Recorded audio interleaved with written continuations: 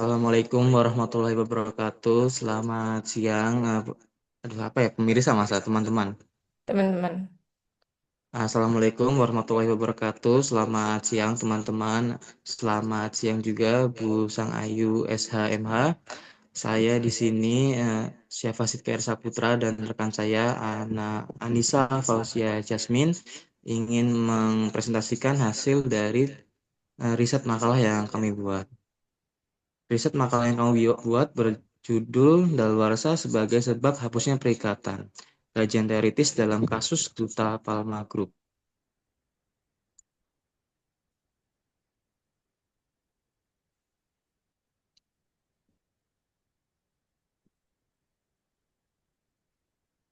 Baik, yang pertama akan saya bacakan bagian pendahuluan. Bagian 1.1 latar belakang. Perikatan merupakan salah satu konsep fundamental dalam buku Perdata Indonesia. Dalam pasal 1233 Kitab Undang-Undang Hukum Perdata, ditegaskan bahwa perikatan lahir karena perjanjian maupun karena undang-undang. Perikatan adalah hubungan hukum yang menimbulkan hak dan kewajiban antara dua pihak atau lebih, sehingga keberadaannya menjadi landasan dalam hubungan hukum keperdataan, baik dalam ranah privat maupun dalam kaitannya dengan kepentingan publik. Subekti menegaskan bahwa perikatan menjadi dasar bagi seluruh hubungan keperdataan karena mengatur bagaimana hak dan kewajiban para pihak dilaksanakan secara timbal balik. Namun, sebagaimana perikatan dapat lahir, perikatan juga dapat dihapus.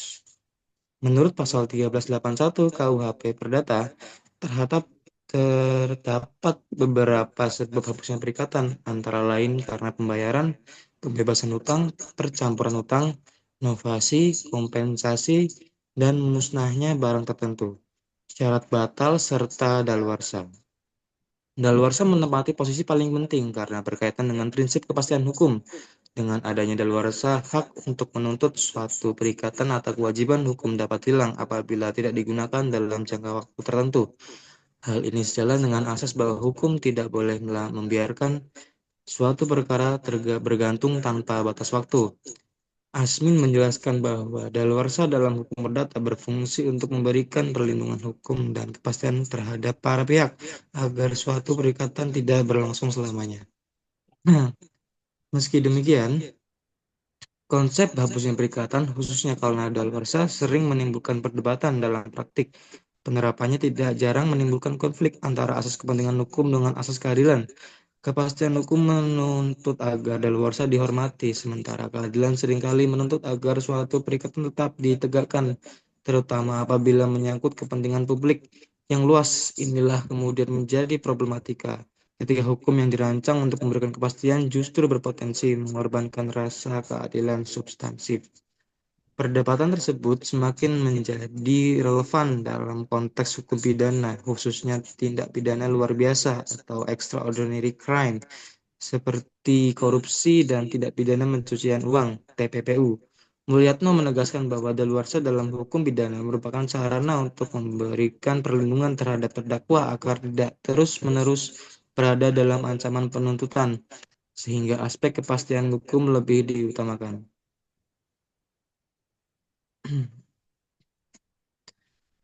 Namun, dalam tindak pidana luar biasa, pertimbangan tersebut tidak dapat dipakai secara mutlak. Hal ini karena kejahatan seperti korupsi menimbulkan dampak sistemik terhadap negara dan masyarakat, sehingga prinsip keadilan substansif harus didahulukan. Kondisi tersebut dapat kita lihat dalam kasus Duta Palma Group. Menurut laporan Komisi Pemberantasan Korupsi sepanjang 2023 sampai 2024, kerugian negara akibat tindak pidana korupsi mencapai triliunan rupiah. Dan salah satu kasus besar dengan kerugian lebih dari 78 triliun rupiah adalah perkara yang melibatkan perusahaan ini. Dalam persidangan, terdakwa mengajukan eksepsi dengan maaf, eksepsi dengan alasan daluarsa, dengan argumentasi bahwa perbuatan yang dilakukan telah melewati batas waktu atau penuntutan sebagaimana diatur dalam KUHP. Namun, hakim menolak eksepsi tersebut dengan pertimbangan bahwa tindak pidana korupsi dan TPPU merupakan extraordinary crime yang bersifat berkelanjutan. Hakim berpendapat bahwa selama hasil kejahatan masih dinikmati, tindak pidana belum dianggap selesai, sehingga daluarsa tidak dapat hilang. Pertimbangan hakim tersebut sejalan dengan pandangan Mertokusumo sebagai teori penemuan hukum. Menurutnya, hakim adalah lawmaker in concreto yang tidak hanya menjadi corong undang-undang, melainkan harus aktif menemukan hukum sesuai kebutuhan masyarakat.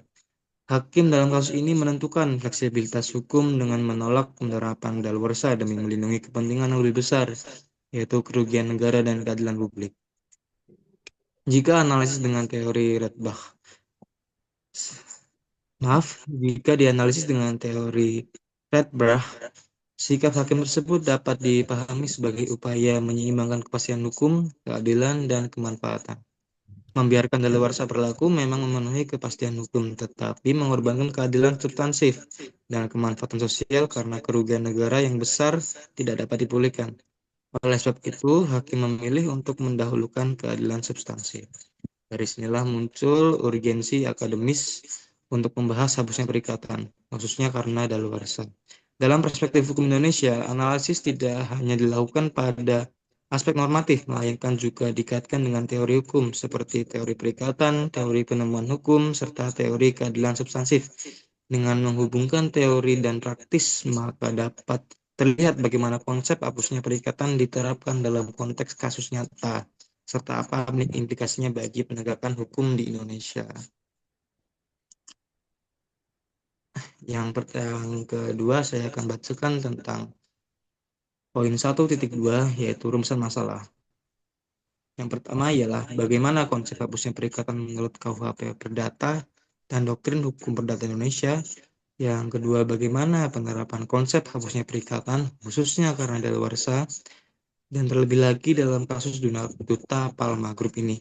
Yang ketiga, bagaimana analisis hukum terhadap penerapan daluarsa dalam kaitannya dengan asas kepastian hukum dan keadilan yang substansif.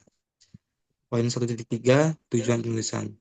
Yang pertama, menjelaskan secara komprehensif konsep hapusnya perikatan menurut KUH Perdata dan doktrin hukum perdata. Yang kedua, menganalisis relevansi hapusnya perikatan karena daluarsa dalam kasus Duta Palma Group ini.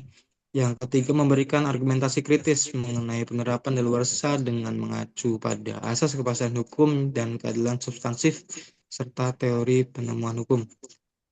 Poin 1.4 yaitu manfaat penulisan. Yang pertama, secara akademis, menambah literatur mengenai hapusnya perikatan dan penerapan daluarsa dalam hukum Indonesia, khususnya dalam konteks perdebatan kepastian hukum dan keadilan. Yang kedua, secara praktis, memberikan pemahaman kepada seluruh masyarakat dan praktisi hukum mengenai keterbatasan penerapan daluarsa, terutama dalam kasus-kasus korupsi dan TPPU yang merugikan negara. Yang terakhir, secara teoritis, memperkaya kajian mengenai teori penemuan hukum dalam praktik keperadilan, khususnya dalam hal hakim harus memilih antara kepastian hukum formal dan keadilan yang substansif. Nah, kita mulai di bab kedua, yaitu bab pembahasan. Poin 2.1, kasus nyata. Kasus korupsi yang melibatkan Duta Palma Group atau PT Duta Palma Nusantara menjadi salah satu perkara terbesar dalam sejarah hukum Indonesia. Perusahaan ini bergerak di bidang perkebunan kelapa sawit. Yang berlokasi di Riau dan memiliki oleh konglomerat Surya Darmadi. Berdasarkan hasil penyidikan Komisi Pemberantasan Korupsi dan Kejaksaan Agung, kerugian negara akibat perkara ini mencapai lebih dari 78 triliun. Jumlah tersebut terdiri dari kerugian ekosistem lingkungan akibat alih fungsi kawasan hutan secara ilegal, serta potensi kerugian negara yang dari penerimaan pajak dan perizinan. Dalam persidangan di pengadilan tindak pidana korupsi, pihak terdakwa mengajukan eksepsi dengan dalih bahwa tindak pidana yang dituduhkan telah daluarsa. Dalih ini didasarkan pada ketentuan Kitab Undang-Undang Hukum Pidana yang mengatur mengenai batas waktu penuntutan. Namun majelis hakim menolak eksepsi tersebut. Menurutnya, hakim perbuatan korupsi tindak pidana pencucian uang yang dilakukan Surya Darmadi bersifat berkelanjutan. Dengan demikian, perhitungan daluarsa tidak dimulai sejak perbuatan awal, melainkan sejak perbuatan terakhir atau ketika pelaku masih menikmati hasil dari tindak pidana tersebut. Putusan sela tersebut menimbulkan perdebatan akademis. Di satu sisi, daluarsa merupakan mekanisme hukum yang harus dihormati demi terciptanya kepastian hukum. Namun di sisi lain, apabila alasan daluarsa diterima dalam perkara sebesar ini, maka akan timbul keadilan substantif mengingat besarnya kerugian negara dan dampak terhadap masyarakat luas. Nah, yang poin 2.2 yaitu key issues-nya. Yang pertama, apakah daluarsa dapat menghapus perikatan tanggung jawab hukum dalam tindak pidana korupsi? KUH Perdata pasal 1381 mengakui bahwa daluarsa sebagai sebab hapusnya perikatan, namun perlu dipertanyakan apakah konsep ini berlaku mutlak dalam konteks pidana, khususnya dalam pidana korupsi yang dikategorikan sebagai extraordinary crime. Poin kedua, bagaimana memahami sifat tindak pidana korupsi dan TPPU sebagai perbuatan berlanjut. Dalam hukum pidana, konsep perbuatan berlanjut memungkinkan perhitungan. Yang ketiga, maksud saya lanjutkan, daluarsa dimulai sejak perbuatan terakhir dilakukan. Hal ini relevan untuk menolak dalih terdakwa dalam kasus Duta Palma. Yang ketiga, bagaimana hakim menyeimbangkan kepastian hukum dengan keadilan substansif? Hakim dalam perkara ini melakukan penemuan hukum dengan menolak alasan daluarsa. Pertanyaan yang muncul, apakah tindakan hakim ini sesuai dengan teori hukum dan nilai dasar hukum menurut Gustav Rechtbach? Maafkan teman-teman karena mungkin di sini saya membuat uh, makalahnya dalam keadaan mengantuk dan kurang kopi, jadi saya memohon maaf kepada teman-teman karena uh, makalah yang saya buat belum sempurna. Baik, saya lanjutkan di poin 2.3. Landasan teori. Teori yang saya pakai adalah yang pertama A, teori daluarsa. Daluarsa dalam hukum perdata diatur dalam pasal 1381 KUH Perdata sebagai salah satu alasan hapusnya perikatan. Menurut Subekti, daluarsa berfungsi untuk menciptakan kepastian hukum dengan mencegah adanya tuntutan yang tidak pernah berakhir. Prinsip ini juga dikenal dalam hukum pidana meski dengan ketentuan yang berbeda, yakni daluarsa penuntutan dan daluarsa pelaksanaan pidana. Teori yang kedua yaitu teori perbuatan berlanjut. Mulyatno menjelaskan bahwa tindak pidana berlanjut adalah beberapa perbuatan yang dilakukan berulang-ulang, tetapi dipandang sebagai satu tindak pidana karena adanya kesatuan kehendak. Dalam konteks korupsi dan TPPU, perbuatan menyimpan dan menggunakan atau mengalihkan hasil tindak pidana terus berlangsung selama pelaku masih menikmati hasil kejahatannya. Oleh karena itu, kedaluarsa baru dimulai sejak perbuatan berakhir dilakukan. Teori yang keempat ialah teori penemuan hukum. Menurut Sudikno Martokusumo, hakim tidak hanya menjalankan undang-undang secara tekstual, tetapi juga harus melakukan penemuan hukum. Metode penemuan hukum meliputi interpretasi gramatikal, sistematis, historis, teologis, hingga konstruksi hukum. Dalam perkara Duta Palma, hakim menggunakan interpretasi teleologis, yaitu menafsirkan daluarsa sesuai dengan tujuan hukum untuk mewujudkan keadilan dan melindungi kepentingan publik. Teori yang keempat ialah teori kepastian hukum, keadilan, dan kemanfaatan. Gustav Rechtbach menyatakan bahwa hukum harus dimenuhi tiga nilai, kepastian hukum, keadilan, dan kemanfaatan. Namun ketika ketiganya bertentangan, prioritas harus diberikan kepada keadilan. Dalam kasus korupsi, hakim menempatkan keadilan substansif di atas kepentingan hukum formal daluarsa. Baik, selanjutnya akan diteruskan dengan saya. Poin poin 2.4 yaitu analisis. Konsep hapusnya perikatan dalam hukum Indonesia pertama-tama harus ditempatkan dalam konteks hukum perdata sebagaimana diatur dalam KUHP Perdata. Pasal 1381 KUHP Perdata dengan tegas menyebutkan bahwa perikatan dapat hapus karena berbagai alasan. Salah satunya adalah daluarsa. Daluarsa dalam hukum perdata berarti lewatnya waktu tertentu yang ditentukan oleh undang-undang yang mengakibatkan hapusnya hak untuk menuntut suatu perikatan. Subakti menjelaskan bahwa daluarsa merupakan mekanisme hukum yang sah untuk memberikan titik akhir pada hubungan keperdataan agar tidak terjadi keadaan di mana kreditur dapat menuntut selamanya tanpa kepastian bagi debitur. Dengan demikian, daluarsa dalam hukum perdata berfungsi untuk menyeimbangkan kepentingan antara kreditur dan debitur, serta menjamin adanya kepastian hukum. Hal ini hal ini juga sejalan dengan pendapat Asmin DKK yang menentukan yang maaf yang menekankan bahwa hapusnya perikatan melalui daluarsa menciptakan rasa aman hukum, sehingga tidak ada pihak yang dibebani kewajiban secara pribadi. Dengan kata lain, dalam hukum perdata, daluarsa merupakan instrumen yang menegakkan asas kepastian hukum dalam hubungan privat.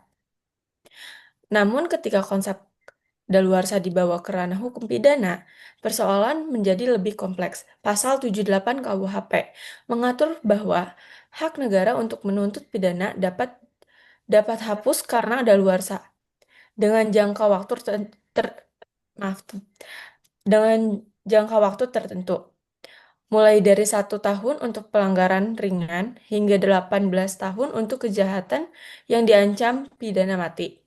Mul- Mulyatno menjelaskan bahwa ketentuan ini merupakan bentuk perlindungan hukum bagi terdakwa agar tidak terus hidup dalam ketidakpastian. Daluarsa dalam hukum pidana berfungsi seperti pagar waktu yang maaf, membatasi kewenangan negara untuk menuntut. Kaligis menegaskan bahwa daluarsa harus dipandang sejalan dengan asas ne bis in idem, karena keduanya mencegah adanya penuntutan yang tidak berkesudahan. Akan tetapi, pandangan ini menimbulkan dilema ketika dihadapkan pada tindak pidana luar biasa, seperti korupsi dan tindak pidana pencucian uang atau TPPU.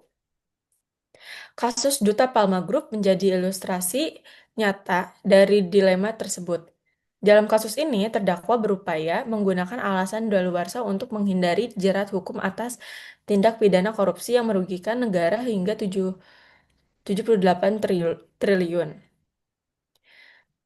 Ekspresi yang diajukan didasarkan pada argumen bahwa jangka waktu penutupan sudah lewat sebagaimana diatur dalam pasal 78 KUHP. Namun hakim menolak eksepsi tersebut dengan alasan bahwa tindak pidana korupsi dan TPPU bersifat continuous crime selama hasil kejahatan masih dinikmati, tindak pidana dianggap belum selesai, sehingga waktu daluarsa belum dapat dihitung. Pertimbangan ini sejalan dengan doktrin Jan Remeling dan Hazewin- Hazewinkel Suringa yang menyatakan bahwa perhitungan daluarsa baru dimulai ketika akibat tindak pidana berhenti sepenuhnya. Oleh sebab itu, dalam konteks kejahatan luar biasa, daluarsa dapat diberlakukan secara kaku sebagaimana dalam hukum perdata. Penolakan hakim terhadap ekspresi daluarsa dalam kasus Duta Palma mencerminkan penerapan teori penemuan hukum. Mertokusumo menyatakan bahwa hakim adalah lawmaker in concreto, yang berarti hakim tidak bisa bertugas menerapkan teks undang-undang, tetapi juga menggali nilai keadilan yang hidup dalam masyarakat. Hakim dan kasus Data Palma tidak terpaku pada ketentuan formal pasal 78 KUHP, melainkan menafsirkan daluarsa secara progresif dengan mempertimbangkan dampak sosial ekonomi yang sangat besar, yaitu kerugian negara triliunan rupiah dan merosotnya kepercayaan publik terhadap hukum. Sikap hakim ini menunjukkan bahwa daluarsa dalam hukum pidana harus diinterpretasikan secara berbeda dari hukum perdata, mengingat sifat extraordinary crime yang maaf, berimplikasi luas. Jika analisis dengan teori Redbridge, putusan hakim tersebut dapat dipahami secara filosofis. Redbridge menekankan bahwa hukum harus menyeimbangkan 3 nilai utama: kepastian hukum, keadilan, dan kemanfaatan. Dalam kasus perdata biasa, kepastian hukum yang dijamin oleh daluarsa mungkin lebih diutamakan karena menyangkut kepentingan individual. Namun, dalam kasus korupsi, kepastian hukum yang didapat terdakwa dari daluarsa justru menimbulkan ketidakadilan yang lebih besar terhadap masyarakat. kerugian negara dalam jumlah masih tidak dapat dianggap selesai hanya karena lewatnya waktu penentuan. Maaf, penuntutan. Oleh karena itu, hakim lebih memilih untuk mendahulukan keadilan substansif dan kemanfaatan publik. Selain itu, penolakan terhadap daluarsa dalam kasus Duta Palma juga konsisten dengan semangat Undang-Undang Nomor 31 Tahun 1999 Junto Undang-Undang Nomor 20 Tahun 2001 tentang Pemberantasan Tindak Pidana Korupsi serta Undang-Undang Nomor 8 Tahun 2010 tentang Pencegahan dan Pemberantasan Tindak Pidana Pencucian Uang. Kedua undang-undang ini menegaskan bahwa korupsi dan TPPU merupakan tindak pidana luar biasa yang harus diberantas dengan cara luar biasa pula.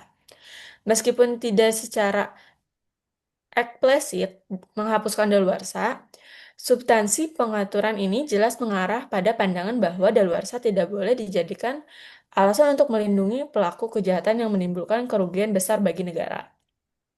Dari sudut pandang akademis, analisis ini memperlihatkan bahwa daluarsa tidak dapat dipahami secara tunggal. Dalam hukum perdata, daluarsa adalah mekanisme penting untuk memberikan kepastian hukum antara individu. Maaf, antar individu. Dalam hukum pidana, daluarsa berfungsi untuk melindungi hak terdakwa dari ketidakpastian. Namun, dalam kejahatan luar biasa, daluarsa harus ditafsirkan secara progresif. Agar tidak menimbulkan ketidakadilan substansif, hal ini menunjukkan bahwa hukum tidak dapat diperlakukan secara kaku, tetapi harus selalu mempertimbangkan konteks sosial dan tujuan keadilan. Secara praktis, kasus Duta Palma menunjukkan bahwa hakim di Indonesia memiliki ruang untuk menafsirkan hukum dan maaf, demi melindungi kepentingan publik. Putusan ini juga menjadi peringatan bagi pembentuk undang-undang bahwa ketentuan daluarsa dalam KUHP masih menyisakan celah bagi pelaku kejahatan luar biasa. Oleh karena itu, reformasi hukum pidana perlu dilakukan dengan menegaskan bahwa daluarsa tidak berlaku terhadap tindak pidana luar biasa.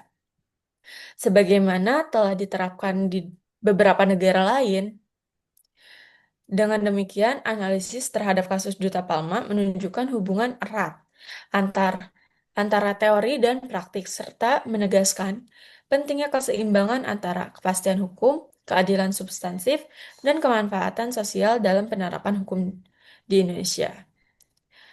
Selanjutnya ada bab 3, yaitu penutup. Poin 3.1, yaitu kesimpulan. Berdasarkan uraian dan analisis yang telah dilakukan, disimpulkan beberapa hal sebagai berikut.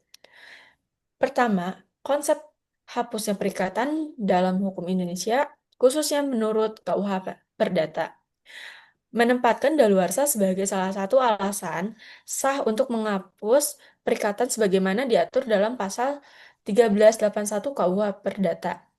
Daluarsa dalam hukum perdata dimaknai sebagai lewatnya waktu tertentu yang maaf, yang mengakibatkan kreditur kehilangan hak untuk menuntut dan debitur terbebas dari kewajibannya. Dengan demikian, daluarsa berfungsi sebagai instrumen dalam menjamin kepastian hukum dalam hubungan privat. Yang kedua, dalam konteks kasus Duta Palma Group, penerapan daluarsa tidak dapat tidak dapat diberlakukan secara mutlak. Meskipun terdakwa berusaha menggunakan daluarsa sebagai dasar eksepsi, hakim menolak dengan alasan bahwa tindak pidana korupsi dan TPPU merupakan tindak pidana berkelanjutan, sehingga waktu daluarsa belum dapat dihitung. Putusan ini menunjukkan bahwa daluarsa dalam hukum pidana berbeda orientasinya dengan hukum perdata. Karena kepentingan publik dan kerugian negara menjadi pertimbangan utama,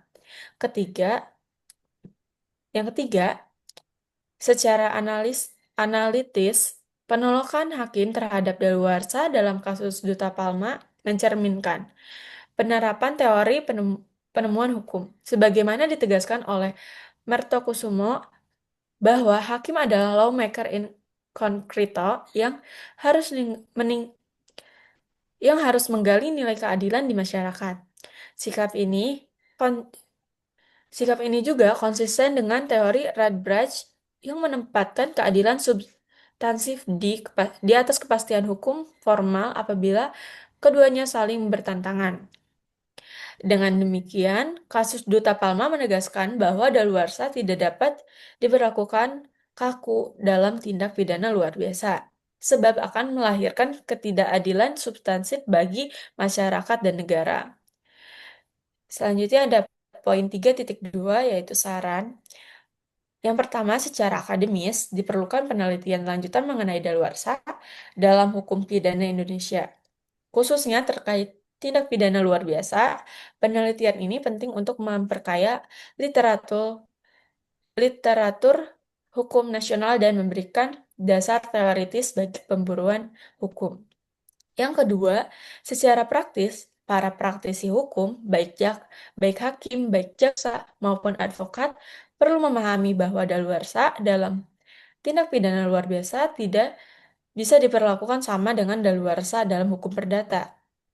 Penafsiran progresif, sebagaimana diterapkan dalam kasus Duta Palma, perlu dijadikan presiden agar kepastian hukum tidak merugikan keadilan substansi. Yang ketiga, secara normatif, pembentukan undang-undang perlu melakukan reformasi terhadap KUHP dengan menegaskan bahwa daluarsa tidak berlaku untuk tindak pidana luar biasa, khususnya korupsi dan TPPU. Hal ini akan menutup celah hukum yang selama ini kerap dimanfaatkan oleh pelaku kejahatan untuk menghindari pertanggungjawaban. Dengan pengaturan yang lebih jelas, diharapkan sistem hukum Indonesia dapat lebih efektif dalam melindungi kepentingan publik dan menjaga kepercayaan masyarakat terhadap penegakan hukum. Sekian, terima kasih dari saya, Syafa Elsa Putra, dan rekan saya, Anissa Fauzia Jasmin. Dengan demikian berakhir sudah presentasi kami. Izin kami tutup. Wassalamualaikum warahmatullahi wabarakatuh. Warahmatullahi wabarakatuh. Terima kasih.